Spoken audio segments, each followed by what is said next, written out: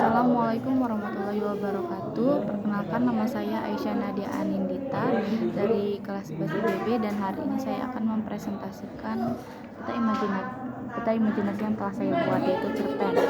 Cerpen adalah cerita pendek, yaitu prosa fiksi yang menggambarkan suatu kisah atau cerita yang dialami seorang tokoh disertai dengan berbagai konflik dan ada penyelesaian dari suatu masalah tersebut. Jadi selanjutnya itu ada struktur ada 6. Yang pertama itu abstrak merupakan gambaran awal sebuah ceritanya. Nah, yang kedua ada orientasi ini juga sebenarnya awalan, tapi dia ini mengandung kayak tokohnya, tempat, waktu, suasananya gimana. Nah, biasanya yang ketiga ada komplikasi itu masalah dari ceritanya. Terus ada evaluasi dan resolusi ini penyelesaian dari masalah tadi, penyelesaian dari konflik tadi. Dan yang terakhir ada koda ini adalah pesan moral dari ceritanya. Selanjutnya ada ciri-ciri yang saya tulis ini cuma ada 5. Yang pertama itu bersifat fiktif, tidak lebih dari 10.000 kata, bisa dibaca dalam sekali duduk.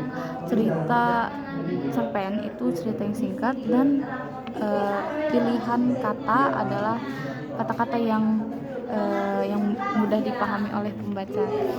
Selanjutnya ada unsur intrinsik. Yang pertama adalah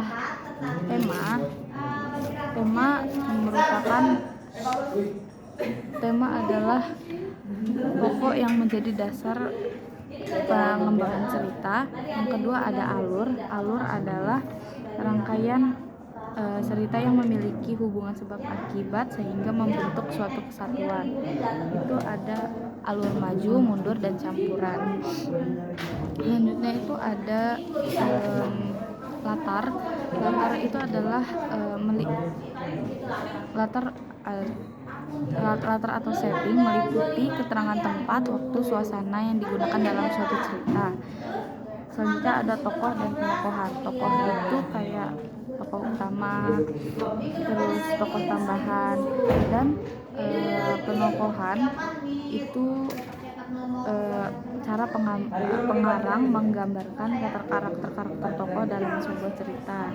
Jadi misalnya itu kayak sifat tokohnya, dan selanjutnya itu ada sudut pandang adalah posisi pengarang yang dalam membawakan cerita. Ada sudut pandang orang pertama dan orang ketiga. Selanjutnya juga ada amanat adalah pesan yang ingin disampaikan pengarang kepada pembaca. Dan yang terakhir adalah gaya bahasa adalah cara pengarang mengungkapkan gagasan melalui bahasa yang digunakannya. Dan yang terakhir adalah unsur ekstrinsik. Ada 5. Yang pertama itu nilai moral merupakan nilai yang berhubungan dengan baik buruknya sikap atau perbuatan tokoh. Yang kedua itu ada nilai sosial merupakan nilai yang berhubungan dengan kehidupan di dalam masyarakat. Yang ketiga adalah nilai budaya adalah nilai yang terkait kebiasaan, tradisi, atau adat istiadat yang berlaku di suatu daerah.